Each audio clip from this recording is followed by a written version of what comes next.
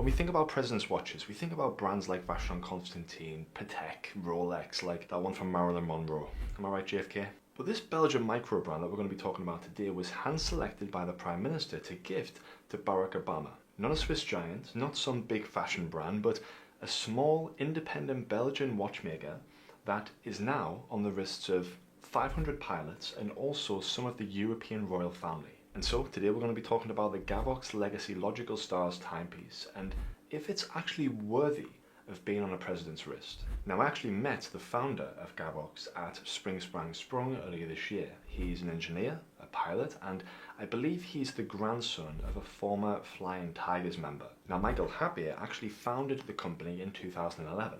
And the name Gavox basically means Greek for galaxies and also voice in Latin, which basically translates into voice of the universe. And this kind of ties into the overall stories that you see in some of Michael's watches. Fast forward a few years to 2014 and Gavox becomes the official watchmaker for Belgium's 15th Wing and 350 Squadron. And today, right now, over 500 pilots wear Gavox watches whilst flying fighter jets. So Gavox watches are literally the watch for fighter pilots in Belgium.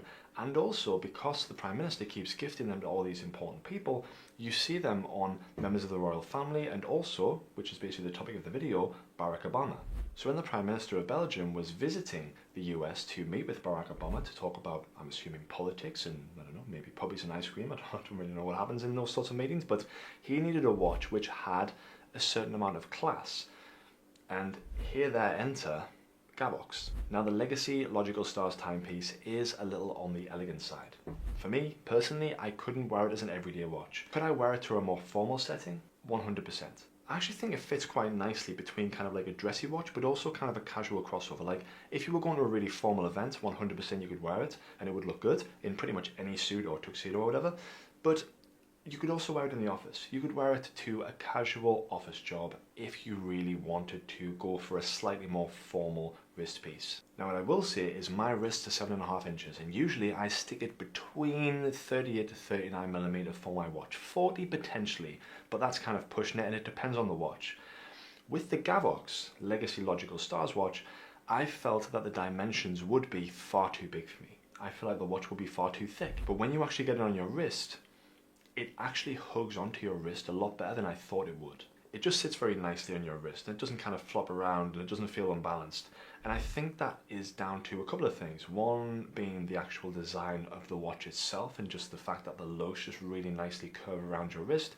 But secondly, the quality of the leather strap was phenomenal. Now, the leather strap that I was wearing was kind of like an exhibition model, so it had been broken in. So I'm assuming if you did buy it brand new, it would take a couple of weeks or maybe a month to kind of really break in the leather and really help it mold to your wrist. But it did feel very comfortable and also very premium. So I think with this type of watch, you can't really wear it with like a bracelet or like a NATO strap. I mean, I suppose you could, but I feel like this watch, because of its kind of elegance and the fact that it is quite classical, it kind of deserves to be on leather. And another good point, which I almost forgot, is the fact that the crown is actually set at 2 o'clock instead of the regular 3 o'clock, which means that there is zero risk of the crown ever kind of digging into the top of your wrist. Now, as I said before, if you like more formal pieces, this piece could be an incredible purchase for you, especially if you're going to give it a lot of wrist time. If you look at the watch, it does look a lot more dressy, but you could wear it every day, just don't go swimming with it. And also, speaking of swimming, 91.3% of you guys are still treading water, which you like what I did there, and are still not subscribed to the channel. So please consider it, or at the very least, leave a like, leave a comment. It helps to boost the channel up the algorithm, and it helps me to get connected with other brands so I can bring them to you guys and ultimately give you my opinion on if the watch is worth your money.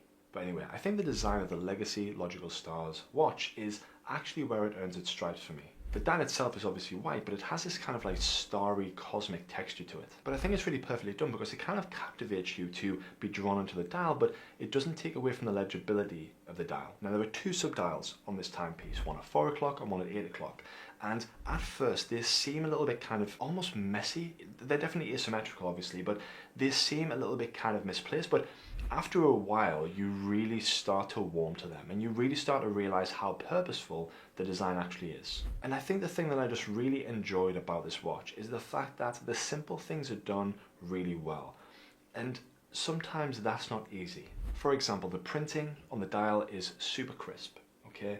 The AR coating on the sapphire glass, you can be in any lighting environment and you can see the dial crystal clear. The indices and typography are not just kind of generic fonts, they have been specifically designed for the dial itself. It feels like it has an identity. It feels distinctive, it feels unique, and for a watch at the price point that it's selling at, it's actually quite remarkable. Now, given the shape of the case is quite classical, the actual polishing and the brushing of the case and the way the light just can hit it at certain points can really help you to fall in love with the watch very quickly. And then when you turn the watch over, you can see that the exhibition case back has the Miyota movement there, but it has a nice little custom rotor in there just for a nice little finishing touch. So I guess the real question is the watch good value for money?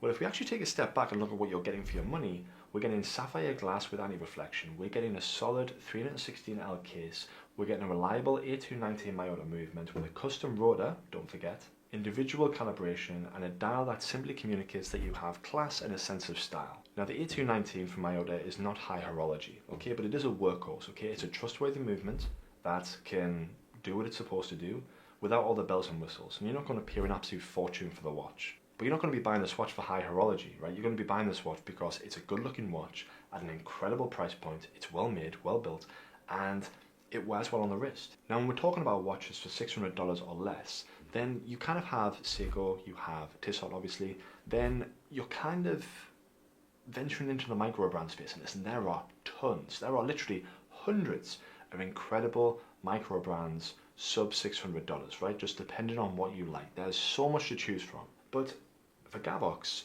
man, you're going to be hard pressed to find a better executed, dressier styled watch at this price point. And I think Gavox have kind of carved out this nice little niche where they've literally built a watch which doesn't just look good, but they actually have watches in their kind of product catalog which are like tool watches, like they're actually worn by fighter pilots, right? Like, these people need a watch that works, right? They need a watch which is going to help them do their job well. And I think the thing that I most appreciate about Gavox as a brand is the fact that the brand itself is an extension of Michael Happy, the founder. And listen, I know that most people might not care about this sort of stuff, but when I'm buying or thinking about buying from a micro brand, I want to make sure that the founder, the person who actually designed the watch and who's behind the company, is a good person, right? Some people might not care about that sort of stuff. I really do. And I spend quite a lot of time with Michael at his standard Spring Sprang Sprung, and I actually ate a lot of his biscuits, which is a complete other story and not good for my calorie intake for that day, but I probably met one of the warmest and just kindest and most genuine people I've ever met in my life. At least that was my first impression of him. And actually there were two watches from when I was speaking to Michael, and I was kind of telling him about the types of watches that I wear every day and the types of sizes that I like, and he suggested to look at the Bastone 1945, which I actually wore it at the store, and it was just really, really nice, and I actually might buy that watch in the next couple of months. And also I think it was the AT6 Texan. And I think Gavox, especially within kind of the micro brand community, is kind of like a if you know, you know. Like when I was like just wandering around Spring Sprang Sprung and speaking to the different founders and getting to know people, everyone seemed to know Michael, right? He's been around since 2011.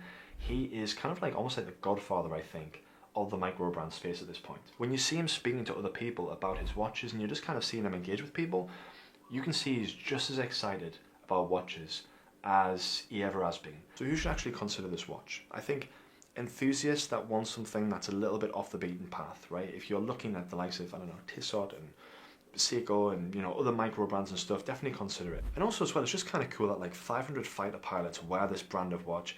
You've got members of the royal family from across Europe wearing this, you know, same timepiece, and also Barack Obama has this in his collection. It's kind of cool, right? It's a pretty cool story. But I honestly think that from far enough away, there are some watches from the likes of Vacheron Constantin, the likes of Patek, that you could mistake that watch for just because of the quality and the standard of the printing. The design of the dial just feels extremely premium. And if you put a different logo on there, you could be mistaken. That's all I'm going to say. It's a very, very, very good value watch in my opinion. But as I always say, wear what you like, buy what you like what you like, because it's got absolutely nothing to do with me. Hope you enjoyed this video and I look forward to seeing you next time. See you then.